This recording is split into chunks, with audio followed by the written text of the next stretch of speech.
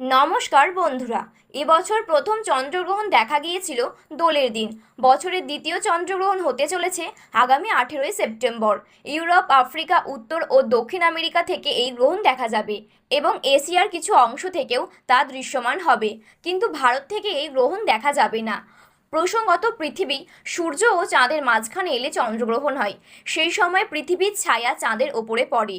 এবারের গ্রহণ আংশিক, অর্থাৎ চাঁদের একটি অংশ ঢাকা পড়বে আমাদের নীল গ্রহের ছায়ায়। স্বাভাবিকভাবেই এই মহাজাগতিক সৌন্দর্য দেখার জন্য মুখিয়া হয়ে থাকেন সারা পৃথিবীর মহাকাশ প্রেমীরা। কিন্তু ভারতীয়দের দুর্ভাগ্য, প্রথম গ্রহণের মতো দ্বিতীয় গ্রহণটিও দেখতে পাবেন না তারা।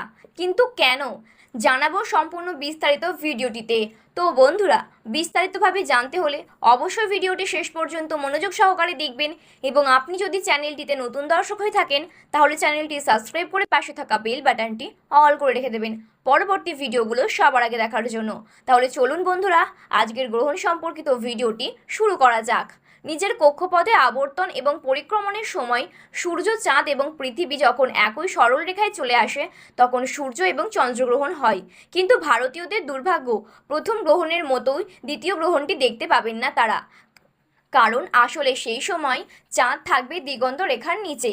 2024 সালের দ্বিতীয় চন্দ্রগ্রহণ ভারতীয় সময়সূচি অনুসারে এই গ্রহণ শুরু হবে সন্ধ্যা 6টা বেজে 11 মিনিটে এবং গ্রহণ সমাপ্ত হবে রাত্রি 10টা বেজে 17 মিনিটে।